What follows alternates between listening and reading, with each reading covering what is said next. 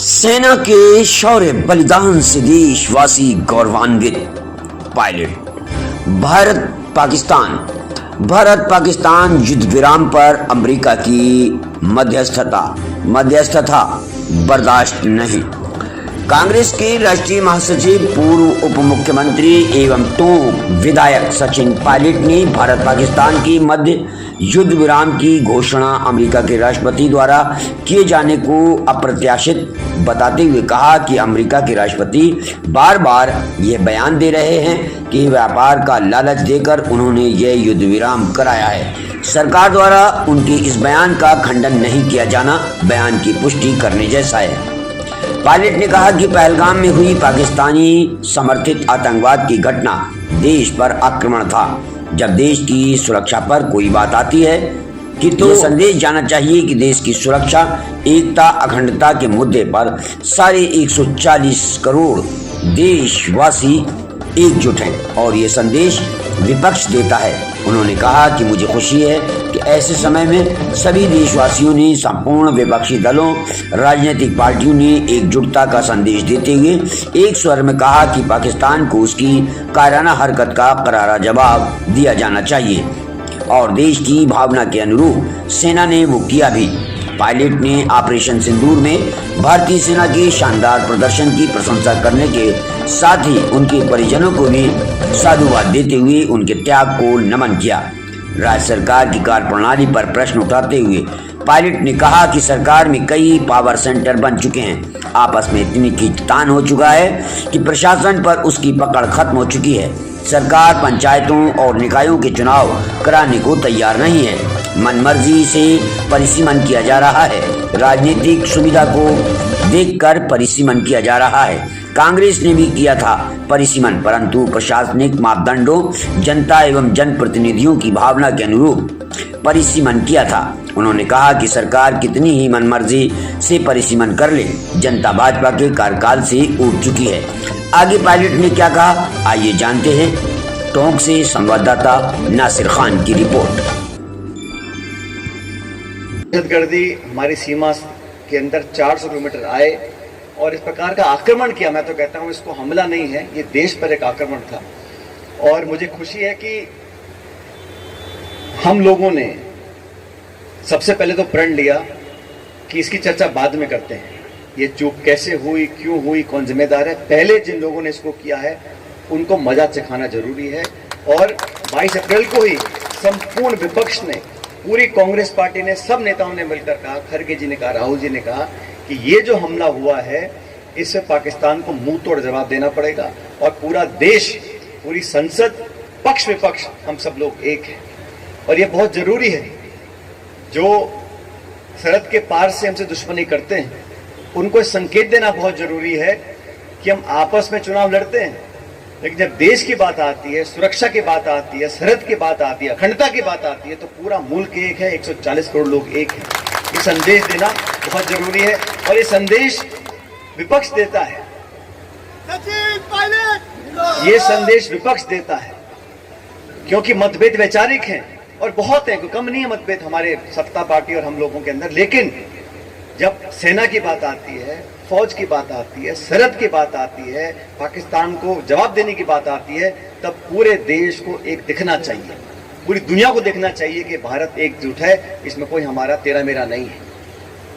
तो जब मुझसे पूछा गया, जब मैं दौरे पर मुझसे पूछा कि आप तो कांग्रेस पार्टी के हैं और आपको क्या लगता है, मैंने कहा बिल्कुल सही है, इस मुद्दे पर कोई राजनीति नहीं होनी चाहिए। तो हमारी फौज है वो किसी एक नेता की नहीं है, एक विचारधारा की नहीं है, एक दल, एक धर्म, एक जाति की नहीं, एक प्रांत की नहीं है, वो 140 करोड़ लोगों की अमानत है। फौजी का खून, किसान का खून किसी एक जाति का नहीं होता है। और जो हमारा लड़का खड़ा है वहां पे सरहद के ऊपर, वो क्या सिर्फ एक गांव की, एक समाज की, एक प्रांत की, एक धर्म की रक्षा कर रहा है? नहीं, वो पूरी भारत माता की रक्षा कर रहा है। तो ये भाव, और मैं तो साधुवाद देता हूं, मैं हर जगह जाता हूं। अभी मैं छत्तीसगढ़ में गया था, वहां पर एक जो पुलवामा में शहीद हुए थे उनके परिजनों से मिला मैं, छोटे बच्चे थे, उनके धर्मपत्नी थी। अब कल्पना करो उस घर पे क्या बीती होगी जब बच्चे और बीवी ने अपने घर वाले को अपनी आंखों के सामने मरता हुआ देखा हो, उस पर क्या बीती होगी। क्या जिन लोगों ने इस काम को किया उनको बराबर की सजा नहीं मिलनी चाहिए? वो इंसान दरिंदे हैं वो लोग। तो जो 4-5 आतंकवादी आए थे उनको ढूंढकर पकड़कर फांसी पर लटकाने का काम हमें करना चाहिए, चाहे कोई इसकी कीमत लगे। इस संकल्प में हम सब लोग एक हैं। इसलिए जैसा आपने कहा रामविलास जी, जब मुझसे लोग पूछते हैं कहीं पर भी, तो मैं हमेशा बोलता हूं इस मुद्दे पर कोई राजनीति नहीं हो सकती। ठीक है, चुनाव होते हैं, हार जीत होती रहती है, हम फिर लड़ेंगे, फिर जीतेंगे, फिर हारेंगे, लेकिन देश के प्रति जो समर्पण है, और मुझे जैसा मैं आपको पहले भी कहा, एक बार मैं भाषण दे रहा था, वाजपेयी जी प्रधानमंत्री थे और हमारी संसद पर आक्रमण हुआ, ऐसे उग्रवादी आए थे उस टाइम, अनेक लोगों की जानें गई थी। उस टाइम सोनिया गांधी जी नेता प्रतिपक्ष थी। सोनिया गांधी जी ने सदन के पटल पे खड़ा होकर बोला, पार्लियामेंट के अंदर, कि वाजपेयी जी आज आतंकवादियों ने हमला बोला है, हमारी लोकसभा जो हमारा लोकतंत्र का मंदिर है, इस मंदिर पर आक्रमण बोला है। और मैं और आप अलग अलग विचार रखते हैं, मैं आपके विरोधी हूं, लेकिन इस देश के मार्फत पाकिस्तान को जवाब देने के लिए हम आपके साथ खड़े हैं, हम आपका पूरा समर्थन करेंगे। ये परिपाटी शुरू हुई थी, वाजपेयी जी ने इंदिरा गांधी जी को बोला था, दुर्गा की उनको कह के पुकारा था उन्होंने। तो ये विपक्ष जो होता है, ये हमेशा ताकत देता है सत्ता पक्ष को सरहद के पार लोगों को जवाब देने के लिए, लेकिन हम उस पर राजनीति करें और सेना के शौर्य और पराक्रम और बलिदान पर हम राजनीतिक टिप्पणियां करें, मैं उसे गलत मानता हूं। मैं समझता ऐसा नहीं होना चाहिए, लेकिन समय आ गया कि आतंकवाद को जड़ से उखाड़कर फेंकने की जरूरत है। और सरहद के पार पाकिस्तान में जो लोग सरकार चला रहे हैं, उनके हाथ में सत्ता नहीं है, सत्ता तो फौज के पास है, आईएसआई के पास है। वहां के पूर्व प्रधानमंत्री को जेल में डाल रखा है, इमरान खान को, और टूटी फूटी सरकार है। तो इसलिए हमें जवाब देना चाहिए। लेकिन मुझे खेद इस बात का है कि जब युद्ध विराम हुआ तो युद्ध विराम की घोषणा अमेरिकी राष्ट्रपति ने करी। ऐसा मैंने कभी नहीं देखा। इतना बड़ा देश है, अगर हमने 9 आतंकवादी ठिकानों को हमने ढेर किया था और पाकिस्तान तिलमिला रहा था, वो आके हमसे बोलता, जैसे 71 की लड़ाई में हुआ था, 95,000 सैनिकों को बंदी बनाया था पाकिस्तान के, हाथ जोड़ के खड़े हो गए थे, सरेंडर किया था। युद्ध विराम भी अगर करना था तो अमेरिका के राष्ट्रपति को कोई अधिकार नहीं है। और डोनाल्ड ट्रंप क्या बोलते हैं, कहते हैं मैंने तो व्यापार का लालच देकर इनको कहा है बैठो, लड़ाई मत करो। व्यापार का लालच दिखाकर युद्ध विराम अगर कोई करवा रहा है, और बार बार बोल रहे हैं, 11 बार अमेरिका का राष्ट्रपति बोल चुका कि मैंने हिंदुस्तान पाकिस्तान के बीच में जो युद्ध विराम कराया वो व्यापार का लालच देकर कराया था, और अभी तक उसका कोई खंडन नहीं आया। खंडन देना जरूरी है। इतना बड़ा देश, हम चंद व्यापार के सौदों के चक्कर में युद्ध विराम कर सकते हैं? अगर नहीं तो सरकार को जवाब देना चाहिए, कम से कम इस बात का देना चाहिए। इन मुद्दों पर भी आपकी नजर रहे। और में 48 घंटे में सिर्फ एक बार पानी के साथ साथ बिजली की भी दिक्कत आ रही है। भाई कितने घंटे तो बिजली काट रहे हैं, और गांव में तो और बुरे हाल हैं। तो ये सरकार, इंचार्ज मंत्री भी हैं, फिर भी इतनी कमी आ रही है। मैं तो प्रशासन को बोल रखा है पूरी ताकत के साथ काम करें, कंटीजेंसी प्लान बनाएं, टैंकर उपलब्ध कराएं। तो पानी बिजली की समस्या हर साल आती है, लेकिन इसका जो प्रोविज़न है वो 2 महीने पहले करना चाहिए था सरकार को, प्रशासन को, वो नहीं कर पाया। जिले की बनास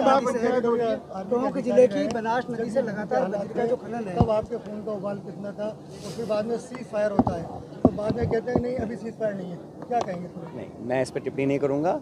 मैं टेरिटोरियल आर्मी में 2012 से काम कर रहा हूँ, और मेरी यूनिट 124 सिख उस बहुत सारे हम सब लोग अलग अलग जगहों पर काम करते हैं, और जब ज़रूरत पड़ती है तो हम सब लोगों को जिम्मेदारी भी दी जाती है। क्योंकि वो जब ऑपरेशन सिंदूर की घोषणा हुई थी तो राष्ट्रपति महोदय ने जितने भी हम प्रादेशिक सेना के अधिकारी हैं उन सबको कहा था कि हम स्टैंड बाय पर रहेंगे, और अगर ये लंबा चलता तो हम लोगों को अलग जिम्मेदारी दी जाती। लेकिन ये डिपेंड करता है रक्षा मंत्रालय पर कि किसको कहाँ कब क्या जिम्मेदारी देनी है। हम सब, मैं पूरा देश तैयार है। हर व्यक्ति जो वर्दी पहनता है वो हमेशा तैयार रहता है देश के लिए, किसी भी क्षमता में हो, जहाँ पर भी हो, जैसा भी आदेश मिलेगा काम करें। राजस्थान में एक बार फिर से गुर्जर आंदोलन की पुकार सुनाई दे रही है। किसकी? राजस्थान में एक बार फिर से गुर्जर आंदोलन की जो है नहीं, जो ऐसा है, जो प्रावधान है, जो कानून है, जो संविधान में लोगों को राहत दी गई है, उस पर अमल नहीं होगा तो मुझे लगता है लोगों को जवाब मानने का तो अधिकार है, लेकिन जो कमिटमेंट्स हैं, जो एग्रीमेंट्स हैं, जो कानून बने हुए हैं, जो अधिसूचना जारी हुई हैं, गैजेट नोटिफिकेशन हुआ है, उसकी पालना नहीं होती है। और ये तो भारत सरकार को भी देखना चाहिए कि निजी क्षेत्र में जो दलित, आदिवासी ऐसे वर्गों के बच्चों को जो एडमिशन मिलने चाहिए थे, उसको भी पूरी तरह वो काम नहीं कर पा रहे हैं। तो सरकारों को अपने गिरबान में झांकना चाहिए कि हमने क्या कमिटमेंट किया है और कितना धरातल पे काम हो रहा है। पर्यावरण दिवस है, हम लोगों को अपने पर्यावरण को सुरक्षित रखने के लिए काम करने चाहिए और इसमें सरकार और समाज मिलकर काम करेगा तब कामयाबी मुझे लगता है मिल सकती है हम लोगों को। लेकिन इसमें योगदान हो, जागरूकता हो और बचपन से ही लोगों को, बच्चों को स्कूल से, घर से ये संदेश जाना चाहिए कि हर चीज़ में हमारे प्रकृति को, पर्यावरण को हमें सुरक्षित रखना चाहिए। राहुल गांधी जी ने कहा है कि ट्रंप के आगे सरेंडर कर दिया मोदी ने। मैंने भी कहा ना अभी कि पहली बार देखा है हमने, जंग पहली में हमारी हुई हैं, लेकिन युद्ध विराम जब भी होता है तो उसको तीसरे देश का राष्ट्रपति उसकी घोषणा करे और एक बार नहीं 11 बार करे कि मैंने व्यापार का लालच या डर दिखाकर हिंदुस्तान और पाकिस्तान की युद्ध विराम हमने कराई है, बार बार इसको बोल रहे हैं। तो इस बात का अगर ये झूठ भी है तो इसका खंडन कोई विदेश मंत्रालय का प्रवक्ता नहीं कर सकता।